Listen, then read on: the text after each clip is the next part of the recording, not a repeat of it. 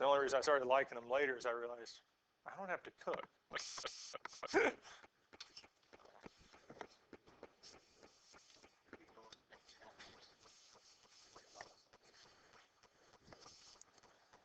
One thing, at least at JBU, that they had that was always a default for me some of the times was waffles. We had a waffle maker in the cafeteria, and they didn't shut it off. Like at certain, just for breakfast, it was out. It was out for every single meal, so if there was nothing I really wanted, I can go over there and make myself a waffle. Did it always with peanut butter, and if they had chocolate chips, put them across the top. Like, that's never a bad option. Well, Chiefs, we played Baylor in basketball and actually played with them. They've been good in years, and it sounds like they're doing pretty well this year. The score was like 90-72, which that's still pretty close. That's still a close game. 18 points. Well, complex numbers, standard form. So we went over some of this yesterday. Standard form is our A plus DI, and really switching from a polar form to rectangular form, and that's really what we're doing for the most part here as well, is just computing these back to their other form, what their value is. And in this case, we're going to multiply that value by 2. So we're going to do 2 cosine of 150 degrees. Now when you do type these in the calculator, we do need to be careful because we don't need it in radians this time. We need it in degrees. So we can do 2 cosine of 150 degrees is negative square root of 3. We can do 2 sine of 150 degrees, which is 1. So we'd have negative square root of 3 plus 1i, or just I. And that's it. Surprisingly enough, when I did these in college, because I did them for the calculus class, going from this form or setup here, and they did it more in as a point or a pair. And our polar to rectangular, it confused me to no end on what we're doing. I did it for the first time here and realized it was just calculating that out. It's a lot easier than it looks. Yep. We did this one, so we're going to do this one today.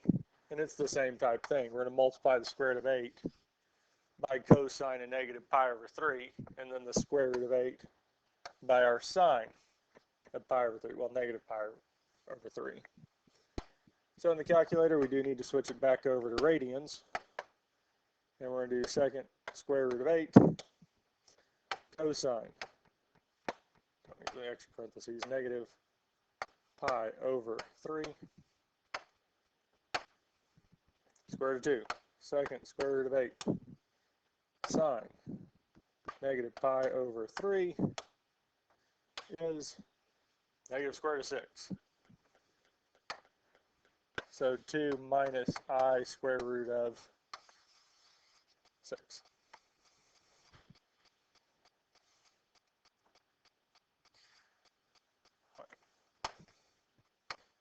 Square root of 2. Yeah. I was looking at it a minute and I'm like, that worked out kind of nice. I'm like, no, square root of 2. Square root of 2 minus I square root of 6. And that's it. Now we could have plugged these into the graphing calculator, but because we're left with a square root of 2 and square root of 6, the graphing calculator would have turned it into a decimal. We want to keep it in radicals if all possible. Questions on this here? Product. When multiplying two complex numbers in polar form, in this form here with cosine and sine, we multiply the r's together and then add the angles. If we're dividing, we divide the r's and subtract the angles. And that's it. So, if we want to find the product of these two, well, the product of Z1, Z2 is equal to R1 times R2 times cosine of theta 1 plus theta 2 plus I sine of theta 1 plus theta 2. R1 times R2 times cosine of our angles added together. Now, our R values in this case are 2 and 8. So we have 2 times 8 times cosine of plus 330 plus I sine of 120 plus 330. Well, 2 times 8 is 16. We would, or we can leave it there. Either way, because yes, we would distribute it. Cosine of 450 plus I sine of 450. And most, or at least this textbook is going to leave that as the answer. Because we would distribute it, if we did, it'd be 16 cosine 450 plus 16I sine of 450. It'd just go out front and that'd be it. Questions on this here? Well, I had a feeling it was, y'all would get these in most years. It's pretty straightforward with this. So we did one example of it. We're going to do one example of division. Well, when we divide Z1 divided by Z2, well, it's R1 over R2 times cosine of theta 1 minus theta 2 plus I sine of theta 1 minus theta 2. We just subtract the angles. So here, R1 is 24. R2 is 8 times cosine of angle 1 is 5 pi over 3 plus I sine, well, got ahead of myself because it's supposed to be minus 5 pi over 12 plus I sine of 5 pi over 3 minus 5 pi over 12. Now out of all this here, 24 divided by 8 is 3. 5 pi over 3 minus 5 pi over 12.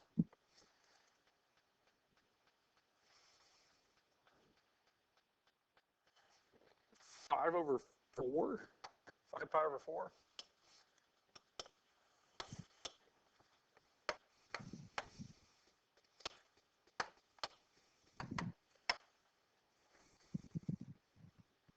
Pi over 4. It might seem a little crazy how I got there, but if you look at the denominators 3 and 12, what would we need to multiply the 3 by to get 12? 4. 5 times 4 is 20. So now the denominators are the same. 20 minus 5 is 15.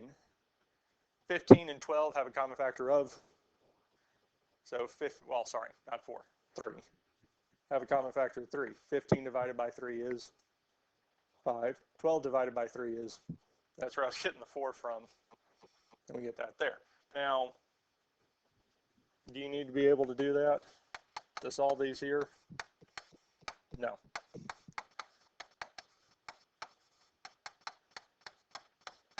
Especially when the calculator will do it just as fast and just as easy.